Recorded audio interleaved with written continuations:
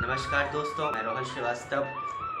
आशा करता हूँ आप सब स्वस्थ एवं सुरक्षित अपने घरों पर होंगे। दोस्तों, आज हम पुनः बात करते हैं दान की।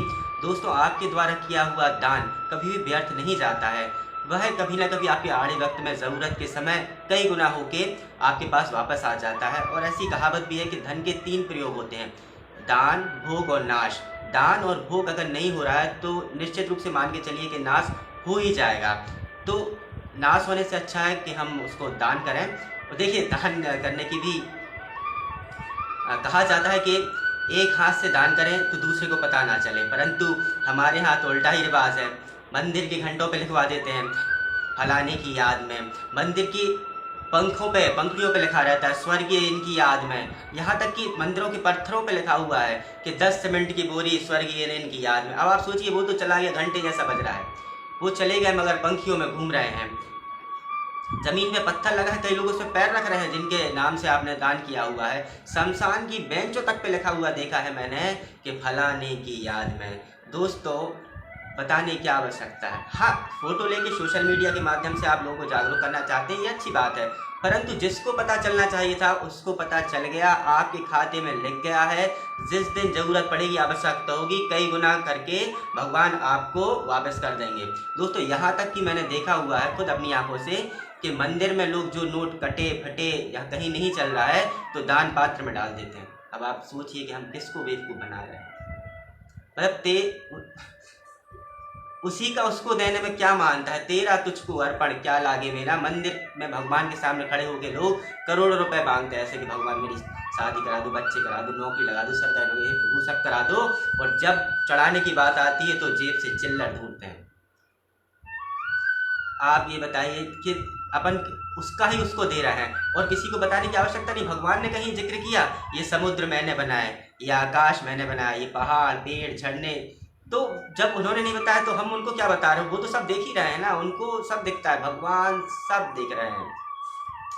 और हिंदू धर्म में कहा भी गया है गरुड़ पुराण में कि जो भी हम यहाँ पर दान करते हैं तो जब हमारी मृत्यु होती है, आत्माओं को यमदूत यहाँ से लेकर जाते हैं तो 1 साल का रास्ता रहता है। बहुत लंबी कहानी है, कभी गरुड़ पुराण पे बात करेंगे।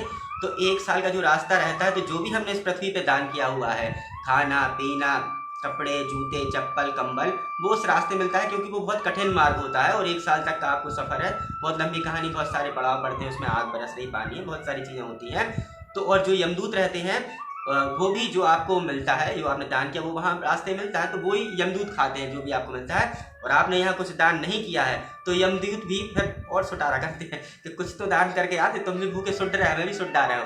तो दोस्तों, दान की अपन आदत डालें। जब भी आपका बुरा समय आएगा, मान के चलिए, विश्वास मानिए मेरा, भगवान पे विश्वास रखिए, कई गुना करके वह आपको वापस कर देंगे। एक छोटी सी कहानी के माध्यम से मैं आपको यह बात समझाना चाहता हूँ। महाभारत की बात है, द्रौपदी चीरहरण चल रहा है, द्रौपदी का चीरहरण हो रहा है, सबके सामने वो हाथ जोड़ रही हैं। उनके पांडव बैठे हैं, 5 पति, सब शक्तिशाली हैं, सब ताकतवर हैं, मगर वहाँ कोई उनकी लाज बचाने नहीं आता है। तो द्रौपदी जी कहती हैं, द्रौपदी ने टेरे लगाए दीनानाथ लाज अब जाई। अब आपने भी देखा होगा सीरियल में या जो भी आपने पढ़ा हो कि कृष्ण जी को आने में थोड़ा समय लग जाता है, विलम्ब हो जाता है, तो थोड़ी देर बाद कृष्ण जी वहाँ प्रकट होते हैं। तो द्रौपदी जी हाथ जोड़कर उनसे कहती हैं कि प्रभु आपने तो देरी कर दी, थोड़े और रुकते तो आज तो लाज चली जाती। तो कृष्ण जी कहते हैं कि देखिए, मैं विधि के विधान से बंधा हुआ हूँ, मेरे पास सब कुछ है, परंतु मैं ऐसे नहीं दे सकता किसी को भी, क्योंकि ये विधि चल रहा है ना, पूरा सिस्टम है, एक सिस्टम के बाहर तो भगवान भी नहीं जा सकते ना, नहीं तो भगवान तो तुरंत प्रकट हो जाए आपकी मदद करने। मगर जो हमने किया है उसके अनुसार ही भगवान हमें, every action has opposite reaction.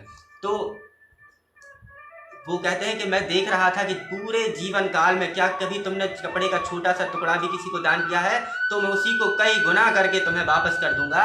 तो उन्होंने कहा कि मैं देख रहा था, तो बहुत समय पहले तुम जंगल गई थी, तो वहाँ पर कोई साधु महात्मा थे, बचा रहे थे, तो उनको वहाँ कांटा चुभ गया था, तो उनको खून निकलने लगा था, तो तुमने बहुत ही, तुम्हारी अनमोल साड़ी थी क्योंकि वो राजकुमारी थी, तो साड़ी फाड़ के उनका जो रक्त था तो आपने वहाँ पर बांध दिया था। तो जैसे ही मैंने स्मरण में आया, मैंने देखा कि आपने दान किया है कपड़ा, वही वस्त्र को 1000 गुना करके आज मैंने आपके सामने प्रस्तुत कर दिया। तो दोस्तों याद रखिए, विश्वास मान के जो भी आपने दान किया है, भगवान उसे कई गुना करके जब आप बुरे वक्त में होंगे, आवश्यकता होगी, आपके लिए समर्पित कर देंगे। और दान का अगर आपने सोच लिया तो विश्वास मानिए आप अन्य लोगों से अलग हैं, क्योंकि सुनते सब हैं, करता कोई नहीं है। तो बहुत बहुत धन्यवाद आपका। इसी तरह पर जुड़ेंगे और नई नई कहानियों से, नई चीज़ों पर बात करेंगे।